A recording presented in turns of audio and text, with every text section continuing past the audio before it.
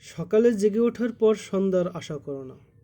তোমার দৃষ্টি কেবল এখন এর দিকেই রাখো। ভেবো না গতকালের কথাও। আর ভবিষ্যৎ, সে তো বহুত দূর কি বাত হয়। আজকের সূর্য তুমি দেখতে পেয়েছো। মনে করো তোমার জীবনকাল কেবল একটি দিন, আর তা আজই। যেন আজই জন্ম হয়েছে তোমার এবং আজই মারা যাবে তুমি। তাহলে দেখবে অতীত তোমাকে পিছু টানবে না। ভবিষ্যতের আশা নিরাশার দোলাচল তোমাকে দুশ্চিন্তায় ফেলবে না। তোমার মেধা ও যোগ্যতার পুরোটা, তোমার মনোযোগের সবটুকু কেবল আজকের জন্য ব্যয় করো। নিশ্ছিদ্র একাগ্রতার সাথে আদায় করো আজকের সালাত। একাগ্র চিত্তে তেলাওয়াত করো পবিত্র কোরআন। বোঝার চেষ্টা করো তার অর্থ। আল্লাহ সুবহানাহু ওয়া তাআলাকে সবসময় স্মরণে রাখো। কাজ কারবারে ভারসাম্যতা রক্ষা করো। প্রতিটি মুহূর্তকে কাজে লাগানোর জন্য দিনের সময়গুলোকে ভাগ করে নাও। প্রতিটি মিনিটকে মনে করো একটি বছর। সেকেন্ডকে মনে করো মাস। কল্যাণের চারাগাছ বপন করো। মানুষের প্রতি দয়া করো।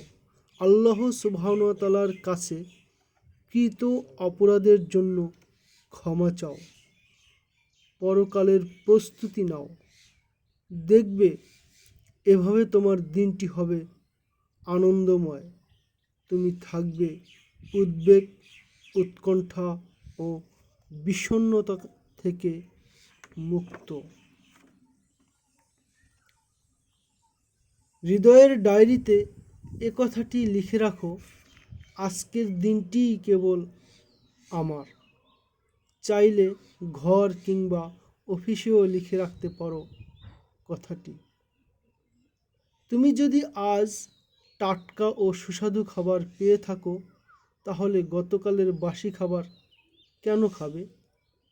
আগামীকালের অনিশ্চিত খাবার নিয়ে কেন হবে প্রেশান?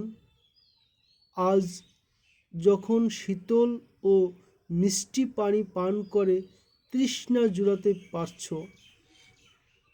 তখন গতকালের লোনা পানির কথা ভেবে কেন বিষণ্ণ হচ্ছ? আগামীকালে অনিশ্চিত পানি নিয়ে কেনই বা দুশ্চিন্তা করছো? তোমার সংকল্প যদি হয় স্থির, মনোবল যদি হয় সুদৃঢ়, তাহলে তুমি নিজেকে নিজে বলো যে আমি শুধু আজকের দিনটিই বেঁচে থাকব। তখন দেখবে তোমার ব্যক্তিত্বে উন্নতি এসেছে।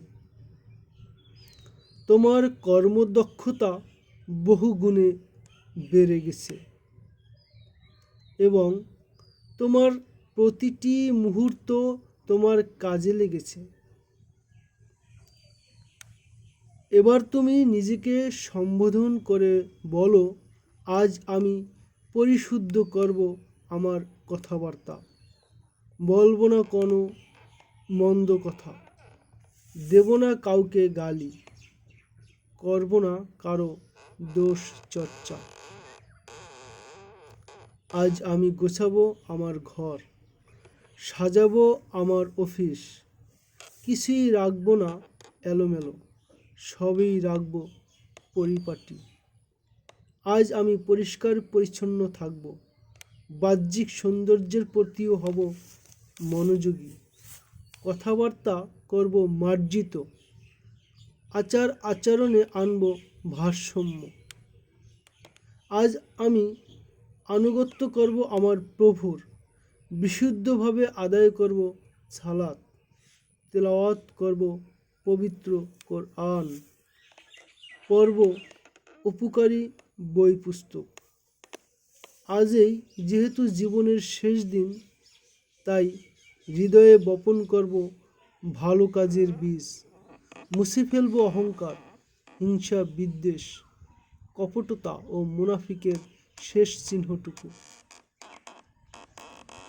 যেহেতু কেবল আজকে ঘিরেই আমার জীবন, তাই এই স্বল্প সময়ে যথাসম্ভব মানুষের উপকার করব, সবার সাথে উত্তম আচরণ করব, রোগীর সেবা করব, জানাজায় শরিক হব, পথ হারাদের পথ দেখাবো, ক্ষুধার্তকে খাবার খাওয়াবো, দুর্দশাগ্রস্তের কষ্ট লাঘব করব, মজলুমের পাশে দাঁড়াবো, দুর্বলকে সাহায্য করব, দুশ্চিন্তাগ্রস্তের দুশ্চিন্তা দূর করব, আলেমকে সম্মান করব, অসহায়কে দয়া করব, বড়দের করব শ্রদ্ধা।